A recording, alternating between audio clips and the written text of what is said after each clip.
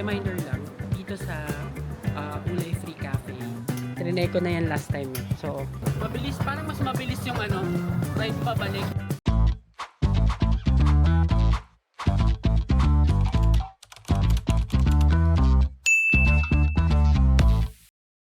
Hi amazing people and welcome back to my YouTube channel. So sa video ito, mapapanood din nyo ang ating experience dito sa Ulay Free Cafe na sikat because of its scenic view.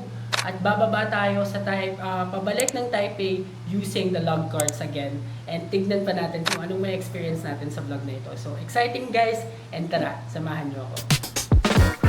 So guys, let's get inside Ulay Free Cafe. Ayan, ang unang bubulaga sa inyo ay ang aircon nila. So ito yung I'm with them. Thank you. And so ito yung guys yung interior ng kanilang restaurant. Quiet lang. Quiet and peaceful. And ito yung view sa mga gilid-gilid. Ayan. Tapos kitang-kita yung waterfall dito. Kaya sobrang daming tao ang pumupunta dito. It just so happened na ngayon, wala masyado. And so dito kami uupo, guys. And pwede kayong umupo dito sa bench na to para makapag-picture-picture. Kitang-kita mo guys yung waterfall. Pwede din lumabas dito guys. Yan, dito sa baba. May babaan dito guys na pwede kayong bumaba dito para mag-picture dun sa waterfall. Ayan, so kitang-kita naman. At ma-entry ko lang. Ayun yung cable car na sinasabi ko guys from going to Yunshen Resort and yung pabalik dito sa baba. Yan, pwede nyo i-book separately sa Klook. So, order muna tayo guys and mag-taste test tayo. So guys, reminder lang, dito sa Ulay Free Cafe, minimum of 1 drink per person kapag papasok kayo. Kapag hindi kayo nag-place ng order, magbabayad kayo ng 200 NTD for using their facilities, yung mag-picture-picture. Kaya, ayun lang, setting expectations lang. Sabi ko nga, medyo pricey ng konti dito, pero medyo pawidi naman sa view. Tsaka dun sa ambience ng restaurant. So, okay na rin. So, umorder lang kami ng tagigisang drink, tapos iniintay lang namin. Tapos, mag-taste test tayo. Ayan guys, order na tayo. Here!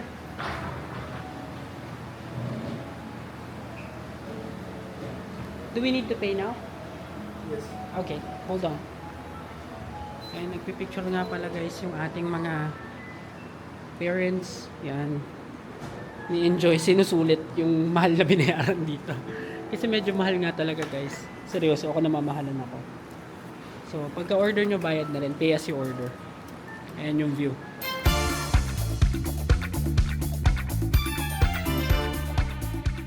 Ayan guys, so dumating na yung order ng aking parents. Watermelon tong sa'yo pa, no? Tapos sa'yo ma? Orange. So, 200 NTD yan. 200 NTD.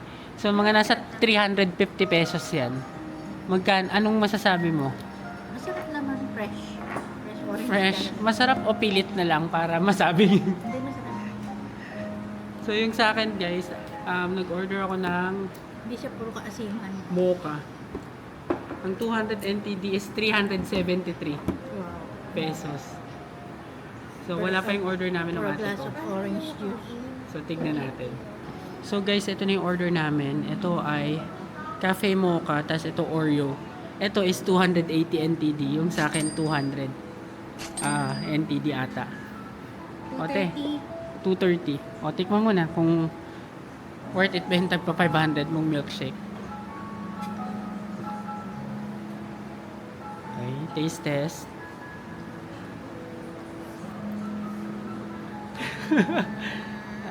Tigma magkano lang dapat. Ano lang to, 39ers. So yung sa akin guys, tikman natin. So taste test na tayo nitong mocha. So haluin ko muna yung foam para medyo tumamis. Ayan. Tikman natin.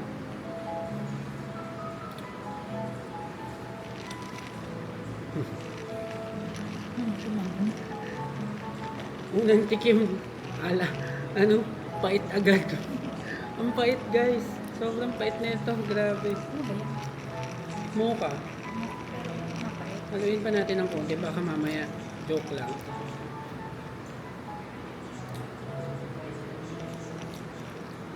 Ganun talaga, mapait siya.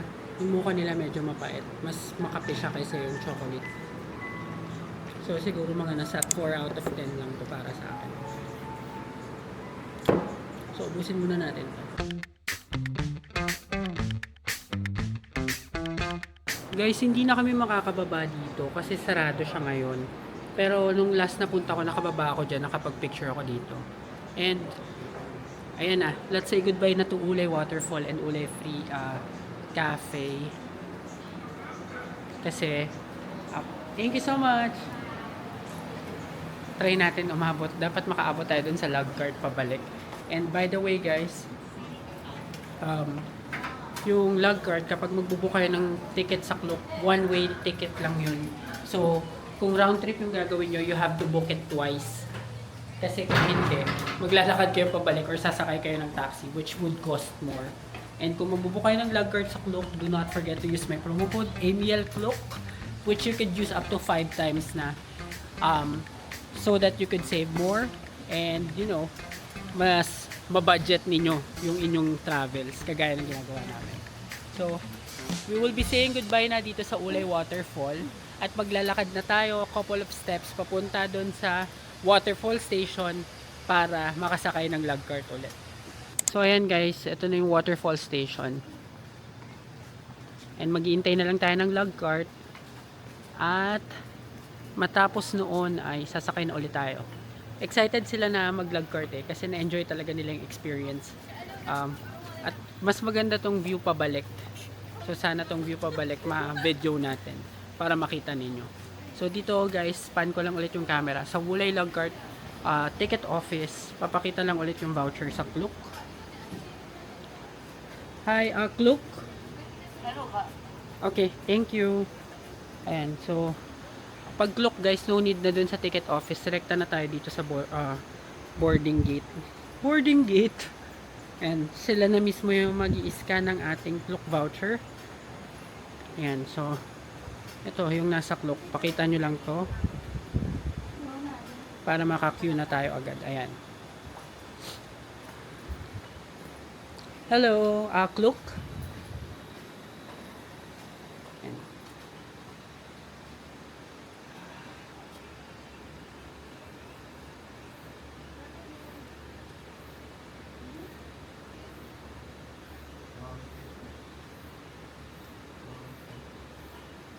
2点2点 Oh, okay.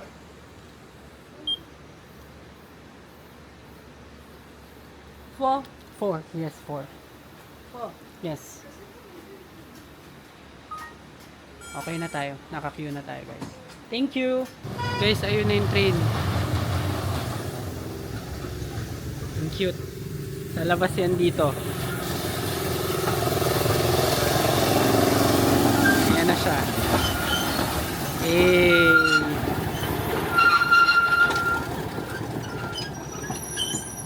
Ayan na. Let's go. Guys, nasa dulo ulit kami. Nagpalit lang kami ng pwesto. Ayan. Blue naman tong log cart natin. Ayan na, andar na. Ayan. Okay. Let's go.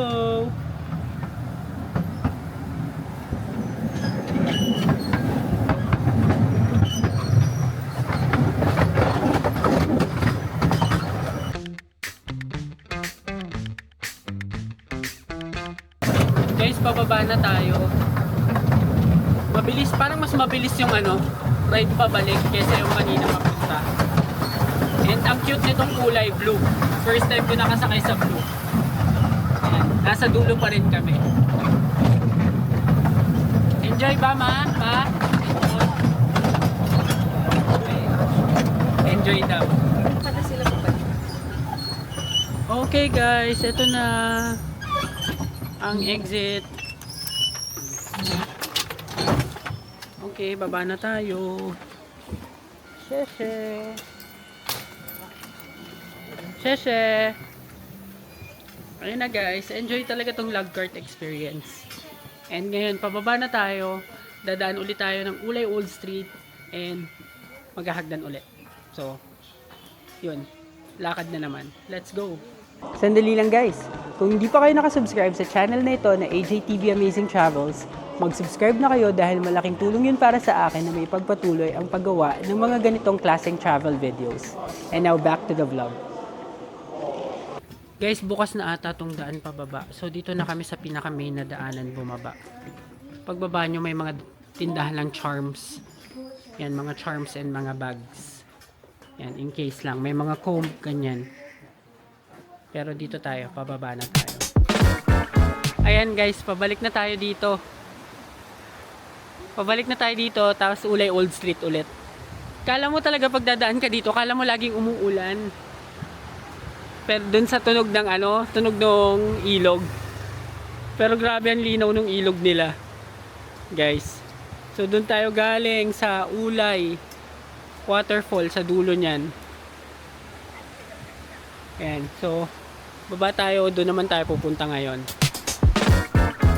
Ayan guys, balik na tayo dito sa Ulay Old Street. Ito, may tinitindang ganito, yung mga sugar-free almond tea. Sweet almond tea, 55 NTD. Ayan, mga almond tea. Guys, ito rin mga mochi yung freshly made mochi meron dito. Tignan lang namin kung meron pa tayong mabibili dito. Basil yung tawag dun sa drink na yun.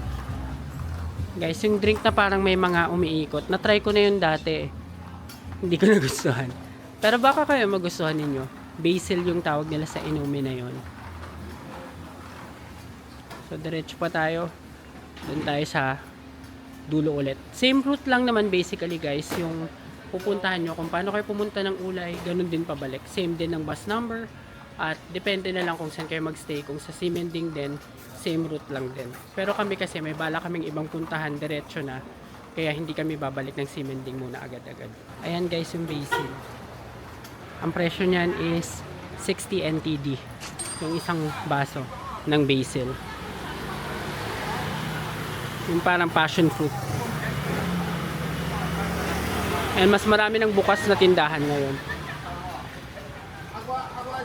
Yan. Guys, magta-try si ate ng ganito. Ayan. So, 1 for 40, 3 for 110.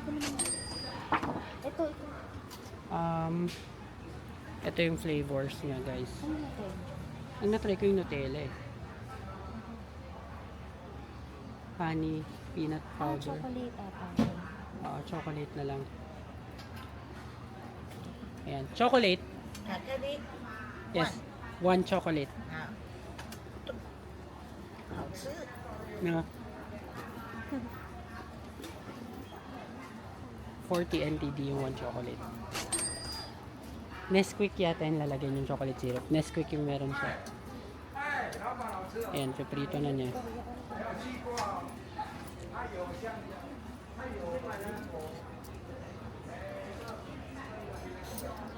Ganyan din. 10. 40. Pag tatlo, 110. Ayan, 10 din. Ayan. Here. Sese. Yun, hintayin lang natin maprito ito. So guys, ito na yun. Trinay ko na yan last time eh. So, papatry lang natin sa kanya. O, go na. Tikman mo na. Paano? Paano? Ayan. Tikman mo ang mainit-init ang mochi cake. Sandali, mainit.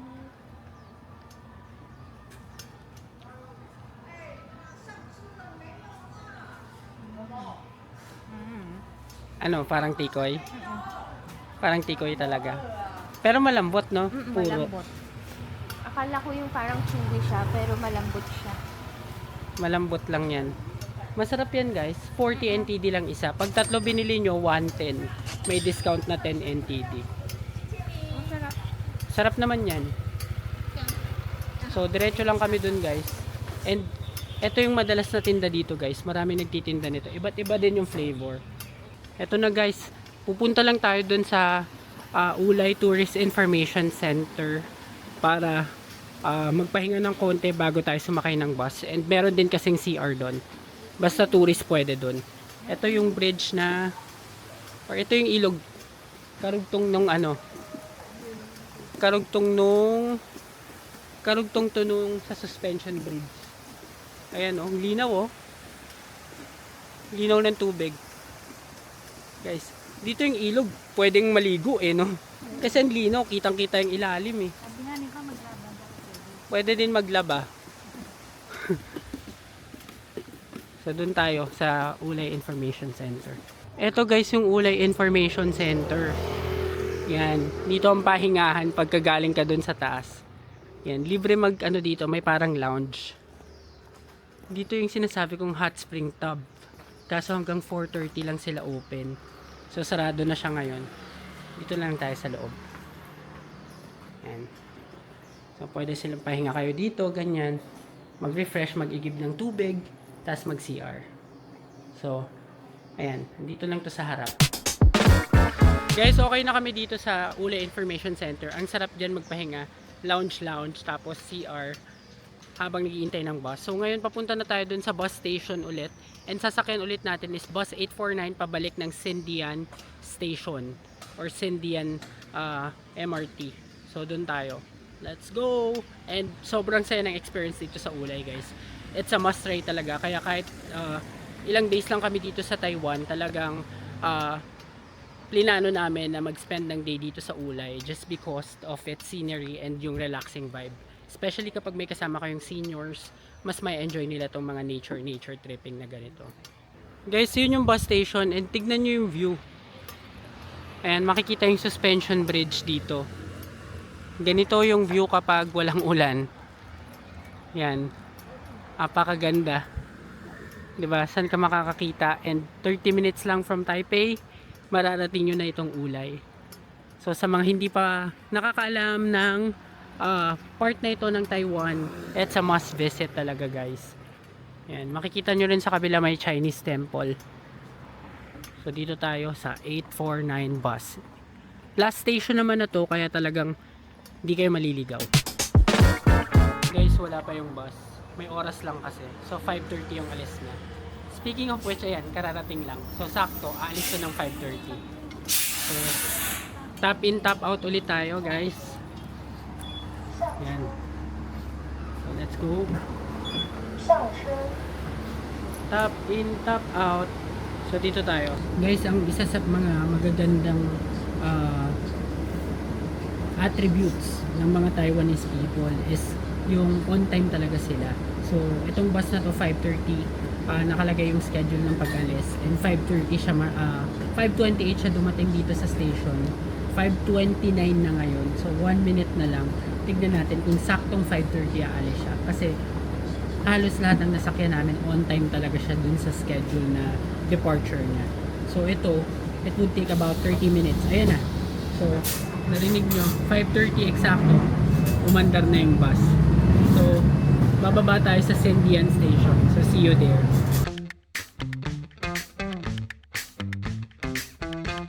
Guys, nakalimutan ko sabihin, ang bababaan nyo palang station dito sa bus 849 is Bitan Station.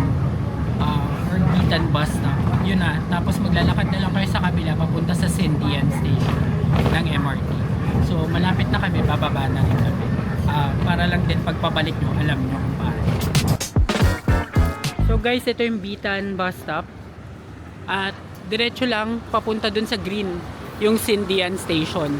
So diretso lang tayo guys. At tatawid tayo sa kabila papunta sa Sindian MRT Station. So konting lakad lang to, malapit lang naman. Para di kayo lumampas. Ayan guys, nakauwi na kami. Dito pala sa Sindian Station, may mga stores, nakauwi tuloy. Nakatawid na kami.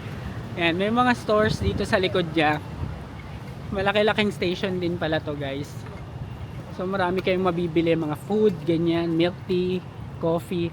Ang pangalan nitong parang mall sa likod is Deck Square. Ayan. DEC Square. So, may Muji din dito. Yan, Deck Square. So, may mall dito guys. Kung sakali man na gusto nyo mag-malling, pagkagaling nyo ng Ulay, pwede kayong pumasok dyan. Tapos dito lang sa likod yung MRT station. So, very convenient. Ayan may ano din. May parang condo din dito guys. Condo or hotel. Dito tapos, konting lakad ba? Eto na. Andito na tayo sa Sindian Station MRT. And from here, of course, madali na kayo makakabalik sa Simending, guys. So, dahil dyan, i-end ko na muna ang vlog na ito. Maraming salamat sa lahat ng nanood ng episode na ito ng ating Taiwan Vlogs. At kung nagustuhan nyo ang video ito, please give me a like, comment, share, and subscribe to my channel. And do not forget to hit the notification bell para updated kayo sa aking future vlogs. See you sa next episode ng ating Taipei Vlogs. Bye!